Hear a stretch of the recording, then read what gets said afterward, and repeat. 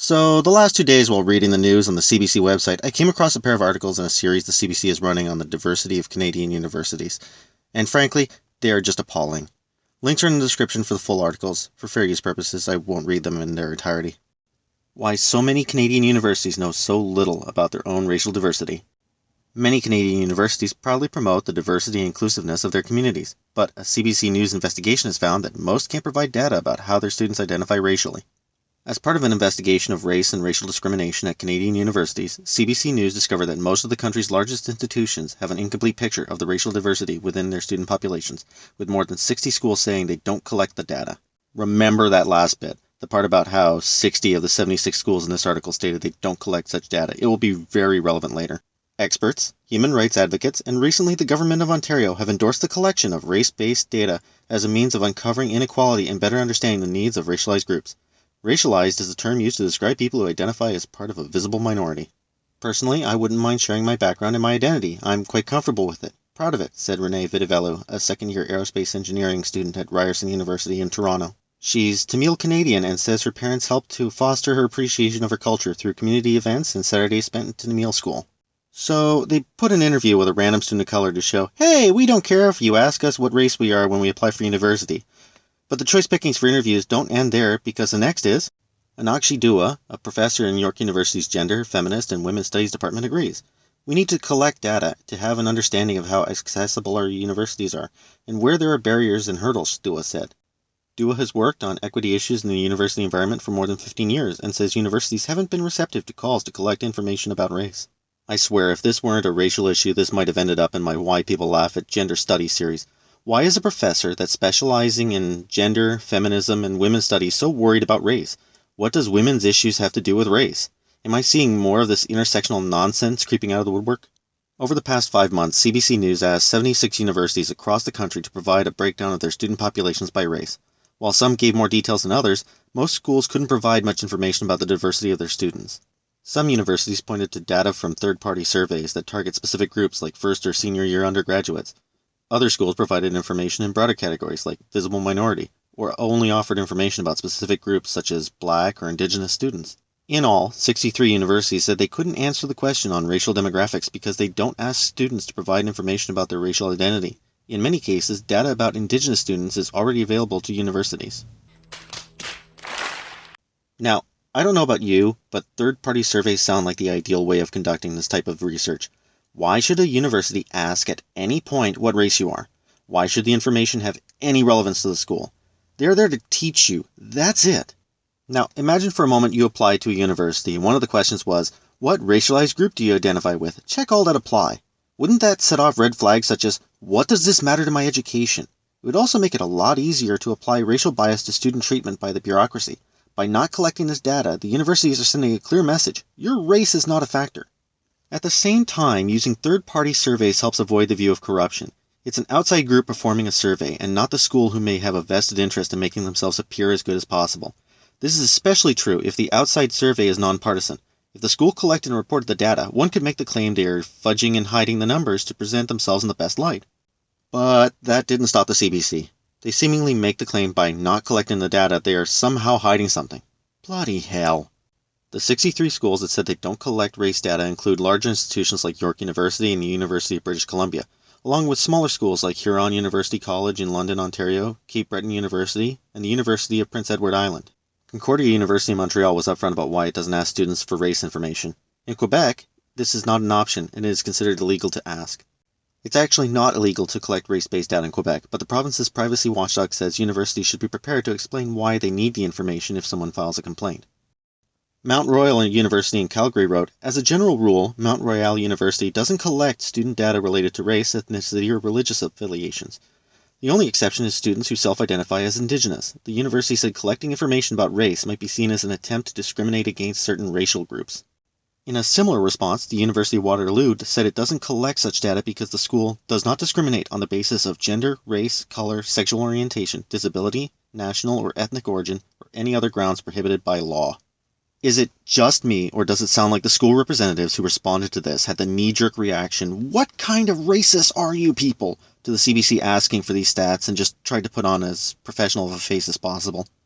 Many of the schools CBC News contacted take part in surveys like the NSSE, which asks a sample of first and fourth year students to provide ethnocultural information by selecting options like white, black, and South Asian. The University of Toronto said the NSSE is the best available information about the racial diversity within the student population. Ryerson University also offered NSSE data in its response to CBC questions. That survey question is not at all designed to provide institutions information about their racial composition, said Gillian Kinsey, Associate Director of the NSSE Institute. That is not why the question is on the survey. Kinsey says the purpose of the question is to help institutions understand how race might play a role in student engagement. She says she's surprised that many Canadian universities don't collect data on race of their students. What does it matter how many students at a given institution are part of a group? It doesn't. What does matter is how they're being taught. So if all universities need is racial information to help them engage with students, great. It seems this article is focused on equality of outcome as opposed to equality of opportunity. If you're unfamiliar with these terms, let me explain. Let us say someone put outside their house a bin full of wood with a sign, "Free firewood, as much as you can carry. Please only take once." A man and a woman walk up and each take as much firewood as they can carry. Based on equality of opportunity, they're both equal. They both got to take as much firewood as they could carry. But equality of outcome would say differently. Let us say that the man is 200 pounds while the woman is 160. Let us also say that both people can comfortably lift 1/4 of their body weight. Both are proportionally the same strength, but due to their size, the man can carry 50 pounds of wood and the woman can carry 40. Because the outcome is different for both people, they are not equal, despite having the same opportunity. She got 10 pounds less of wood. This first article seems to be pushing the idea of equality of outcome. We need to know how many racialized students are at these schools, to know if certain groups are overrepresented and thus doing better. They don't care about the quality of education, they just assume there must be a disparity in the amount of any given group and that this constitutes racism. How can we tell? Well, let's move to the next article. The rose-colored glasses are off. Why experts, students suspect racism, underreported on campus. A CBC News investigation has found many Canadian universities receive few or no complaints of racial discrimination on campus over the past 5 years, but experts and students, and even a couple of the universities, say the low numbers aren't necessarily a sign of racial harmony. I am going to have to read this article out of order, for reasons that will become apparent shortly. Again, links to the original article are in the description. Instead, they say the data might suggest students are reluctant to come forward with official complaints. Experts also say significant barriers exist for students who do pursue complaints. Back in October, Julia Simone Rutgers of King's College in Halifax was concerned about a hip-hop themed night planned for the campus pub because she was disturbed by what she witnessed at a previous event with a similar theme. It created a space where people felt comfortable using racial slurs and kind of celebrating a music and a culture that was not critically discussed anywhere else on campus, she said. Celebrating a music and culture not critically discussed on campus? Seriously? Do we need to discuss the impact of rock and roll on society, or the impact Lady Gaga has had on the fashion and style industries? Can we then listen to their music?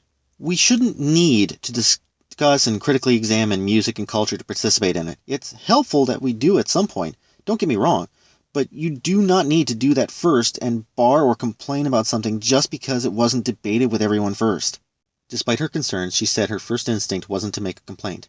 I just didn't feel like they would be able to understand that experience, so I didn't feel like it would be productive for me to go through that route. So, this article started off with the premise that there are barriers people face making complaints. But the first example of this is someone not making a complaint. But don't worry, let me jump ahead much farther in the article. When Rutgers decided to speak up about the hip-hop pub night at King's College, she turned to Facebook instead of her university's complaint process. In her post on the pub's Facebook page, Rutgers said the event would be harmful to racialized students and challenged the pub to create a safe space for everyone. In response to her post, the pub canceled the event and later hosted another event to address the issues of cultural appropriation. "I'm so incredibly proud of the work that we've been able to do," she said, "but I'm not satisfied in that, you know. A student-organized panel is a band-aid solution to an institutional and systemic issue." If you'd been like me and read this article in order, you'd not piece together that Rutgers' story is pointless. She saw something she didn't like, she complained to the people organizing the thing, and they canceled it and did something she found supportive. And it didn't take an official complaint to do it. The students and staff just up and did it because they are reasonable and supportive. Well, as reasonable and supportive as you can be when you subscribe to cultural appropriation, but I digress. Back towards the beginning of the article again. Shanesse Steele is a fourth-year student at Trent University in Peterborough, Ontario, who knows what it's like to need help after being the target of discrimination. In October of 2015, she visited an unofficial Trent University Facebook page and posted a message promoting cultural sensitivity when choosing Halloween costumes. She says she wasn't prepared for the response she received. It just escalated into this ridiculous thing of, like, all these people posting really horrible racist and transphobic and homophobic things on Facebook that was making more than just myself uncomfortable. I already disagree with this woman because she's bringing up the idea of cultural appropriation, a subject I've touched on in my blog and I will do a video on at a later date. And I also hate how she reeled off a ton of buzzwords without substantiation, but that is sort of beside the point. The key point here is that she visited an unofficial Trent University Facebook page. Steele, who identifies as Black and Indigenous, says she hadn't considered making a complaint because she didn't know much about the process. She also wasn't sure how her complaint would be received. You've had to deal with this your whole life, and you also don't want to make a big deal about it. Her perspective changed when she was contacted via Facebook by someone from a campus mental health group who saw what was happening online. Steele says she was offered support and told that the university was notified on her behalf. In the days that followed, Steele said she inquired about support services and received counseling through Trent First Person's House of Learning. I definitely at the time was happy with the response. I immediately felt like I was being listened to, she said. So, she visited an unofficial Trent University page, pushed her agenda, and people lashed out at her. Being an unofficial page, the school doesn't moderate it, and has little to do with it anyways. Someone decides to send her a message saying, I put in a complaint for you, and then she seeks counseling. While I'm critical of her need for counseling, not everyone has the same needs, so I'll let that pass. But she let someone make a complaint for her and assumed that was it. Jumping again near the end of the article, in the case of Shanice Steele and the response to her Halloween advice, the complaint made on her behalf wasn't an official complaint in the eyes of the Trent Center for Human Rights, Equity, and Accessibility. CBC News asked Trent why an email sent to Human Resources wasn't considered an official complaint, and they provided the following answer. In a scenario where Human Resources would receive a report, that office would recommend a complaint be filed with the appropriate university office, such as the Human Rights Office. Steele says she only recently became aware of the fact that the email sent on her behalf wasn't considered an official complaint. I think it's really unfortunate that it wasn't seen as an official complaint, she said. I can understand why they say there wasn't a formal complaint made, so that part is on me because I wasn't aware of the other avenues that I could have used. Someone stepped in and sent in a complaint for someone else. That's the first issue. How do they even know the person's having an issue if they can't be bothered to say anything? I will, however, concede that someone who is abused may not seek help from the attacker, so that's a lesser issue. But why would anyone assume a complaint to Human Resources would mean anything? On their website, Trent University's Human Resource Department states, the Department of Human Resources provides services for managers, employees, retirees, and future employees in the areas of compensation, benefits, pension, recruitment, payroll, labor relations, and learning development. Why would you expect them to deal with a complaint of racism between two students? They probably did get a complaint, told the person, hey, you got the wrong office, try sending this here and they can help you. And the person who sent in the complaint for her couldn't be bothered. And this article somehow frames this whole scenario like it's a giant racism scandal at Canadian universities. And worse, she even admits in this article she didn't even try to make one. Did she ask? CBC News asked 76 universities to provide their yearly totals for student complaints of race-based discrimination and or harassment for calendar years 2011 to 2015. 47 schools provided data, but the vast majority reported either no complaints or numbers in the single digits over the 5-year period. Not all schools provided data by the calendar year. I can just imagine how this went. Hello, this is the CBC. How many racist attacks have occurred in your school, scarring students for life? None? Cover up! Scandal! You monsters! Over 5 years? To me, hard to believe, said Garish Parekh, a former investigator with the Canadian Human Rights Commission, who worked as a complaint resolution advisor at Ryerson University in Toronto in 2014 and 15. Even for 1 year, I wouldn't believe that. He says some cases aren't counted because they're resolved outside of the prescribed complaint process, without the involvement of a human rights or equity office. Dua says that even when these complaints are brought to the attention of the appropriate office, students are often discouraged from pursuing the formal procedure for dealing with them because the process can be long, tense, and emotional. So, someone resolved things in a nice, civil manner without mediation, like, I'm sorry you felt this way, let me make amends, or the case of the pub night that canceled their event because one person complained, and it's somehow bad? It's bad that people can resolve their differences without the school having to educate the matter? Holy hell! As for the whole discouraging people because it's long, tense, and emotional, how is that not like a trigger warning? Sir, I understand you think that Mr. Skeptic is racially insensitive because he has on a black bodysuit under his lab coat, but if you want to go through the complaints process, it may take a while. You may have to testify against Mr. Skeptic, and you may have to deal with the fact that he will be wearing that bodysuit until the tribunal finds him in the wrong and makes him remove it. Whose fault is it if the person doesn't want to deal with it? They drop their complaint, and the university's fault that it's not logged as a complaint after it was dropped? It's not a complaint anymore. If you go through the article to the end, they show the data they got from the universities in question. The worst is Queen's University with 33 complaints in 4 years. Aside from 2 or 3 exceptions, most had numbers in the single digits, or didn't track the info because they had no one set process to mediate race-based disputes and thus didn't track them. So what did these articles prove? You can ask 76 universities just how racist they and the students are, and even if you get good or little results, you can still make a giant mountain out of a molehill by tossing out accusations. And even if those accusations are self-refuting, it doesn't matter. Just cut up the accusations so people don't notice, and you can still claim you told the whole story, because it's all in there. That's all I got for today, viewers. Please rate, comment, and subscribe, and I'll see you next time.